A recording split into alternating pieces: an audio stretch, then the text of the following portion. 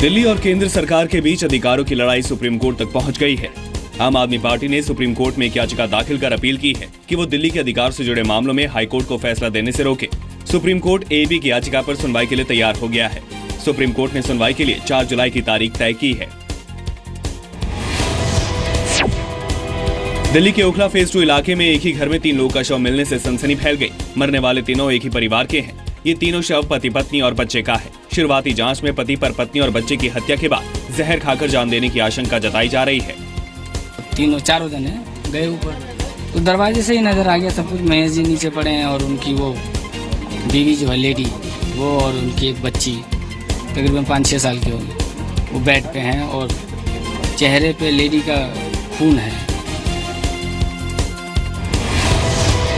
दिल्ली के रजत Menon murder case में दिल्ली सरकार ने मयूर विहार के मलिक नर्सिंग होम को नोटिस भेजा है। स्वास्थ्य विभाग की ओर से जारी नोटिस में नर्सिंग होम से पूछा गया है कि क्यों उसका रजिस्ट्रेशन रद्द कर दिया जाए। स्वास्थ्य विभाग ने 1 महीने के भीतर नर्सिंग होम से जवाब मांगा है। नर्सिंग होम ने रजत का इलाज करने से मना कर दिया था। आपको बता दें कि बुधवार की शाम को मयूर विहार फेज 3 में रजत की पीट कर हत्या कर दी गई थी।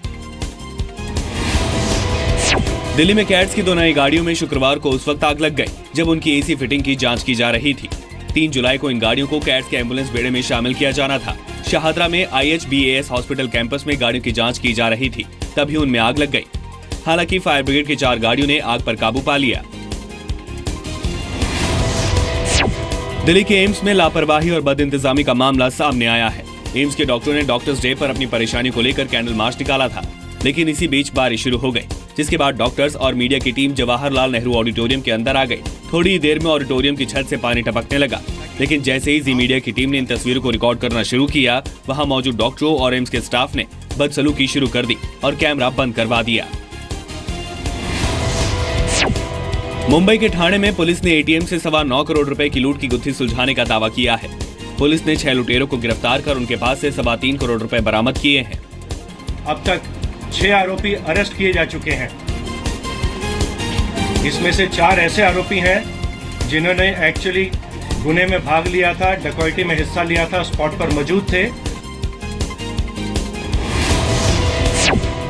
मुंबई में बेस्ट की एसी बसों में सफर करने वाले लोगों के लिए अच्छी खबर आई है। बेस्ट ने एसी बसों के किराए में 60% तक की कटौती की है। 2 किलोमीटर के सफर के लिए लोगों को 30 रुपए की बजाय अब सिर्फ 15 रुपए देने होंगे, जबकि 4 किलोमीटर के लिए 35 की जगह 20 रुपए और 12 किलोमीटर के लिए 100 की बजाय सिर्फ 40 रुपए ही देने होंगे। मुंबई और आसपास के इलाकों में बारिश ने लोगों की मुश्किलें बढ़ा दी हैं। शुक्रवार को नाला सोपारा, मीरा रोड, वसई, विरार और ठाणे में बारिश के बाद सड़कों पर पानी भर गया। नाला सोपारा में पानी भरने से बस, ऑटो रिक्शा भी बंद हो गए। कई इलाकों में तो लोगों को घुटनों तक पानी में चलकर जाना पड़ा। मुंबई के पास बदलापुर में पुलिस 6 साल की बच्ची को नदी में फेंकने वाले सौतेले पिता की तलाश कर रही है। तुलसीदास सैनी नाम का शख्स नया चप्पल दिलाने के बहाने बेटी को लेकर गया और उसे नदी में फेंक दिया। बच्ची रात भर नदी में घास पकड़कर तैरती रही। सुबह उसे नदी से बाहर निकाला गया। बताया जा रहा है कि तुलसीदास की पत्नी से अनबन चल रही थी और इसी का बदला लेने के लिए उसने सौतेली बेटी की जान लेने की कोशिश की। बॉम्बे हाईकोर्ट ने मुंबई के मानखुर्द और डोंगरी के शेल्टर होम्स को लेकर राज्य सरकार से जवाब मांगा है। हाईकोर्ट ने पूछा है कि सरकार शेल्टर होम्स की दशा सुधारने को लेकर एक्सपर्ट कमेटी की सिफारिश को कब लागू करेगी। हाईकोर्ट ने संज्ञान लेते हुए मानखुर्द और डोंगरी के शेल्टर होम्स की स्थिति सुधारने के लिए एक कमेटी बनाई थी। कमेटी ने अपनी रिपोर्ट में शेल्टर होम्स में कई सुधारों की सिफारिश की है।